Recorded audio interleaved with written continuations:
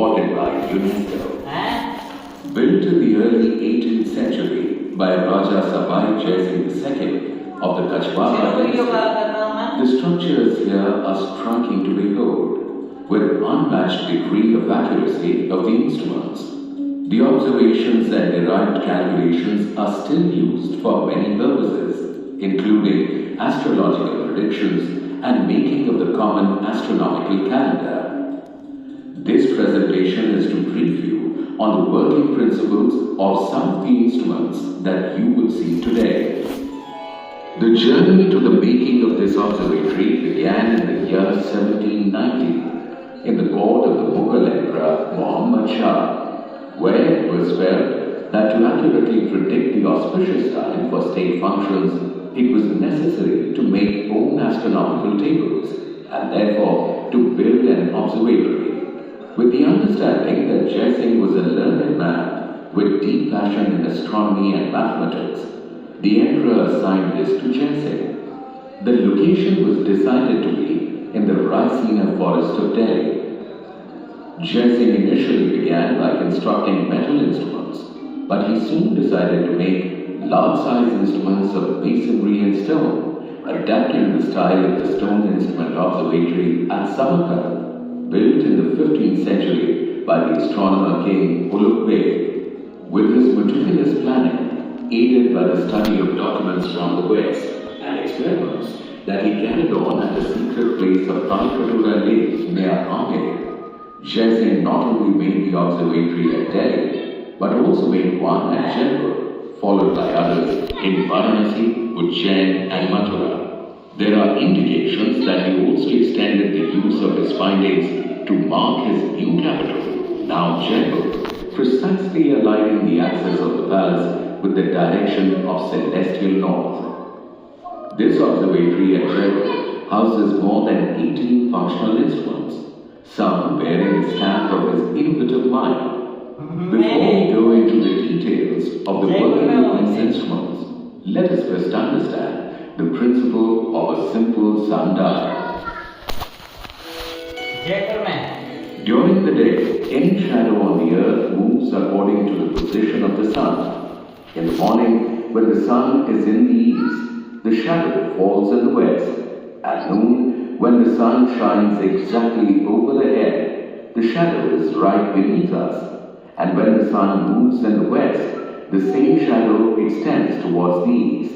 If this shadow is projected on a circular strip such that it moves at a steady pace, one can easily find out the time of the day from sunrise to sunset through set calibrations on the scale. This principle has been followed here in the Laghu Samradhyana, with the understanding that larger the scale, higher the increase. Singh ventured into making this Pradates Samradhyana that gives an accuracy of up to 2 seconds.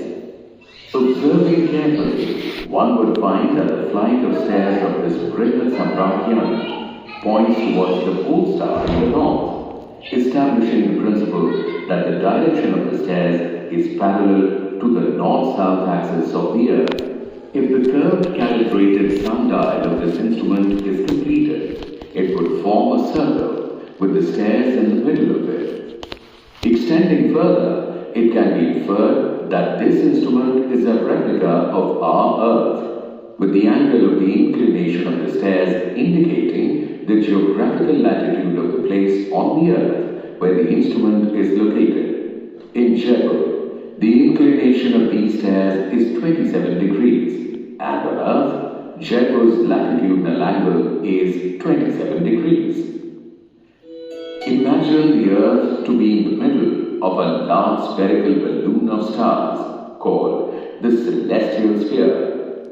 This model gives us immense understanding of the celestial sphere and the significance of zodiac signs. The zodiacs lie on an imaginary belt around the Earth, dividing the sky into 12 equal parts, each corresponding to a zodiac.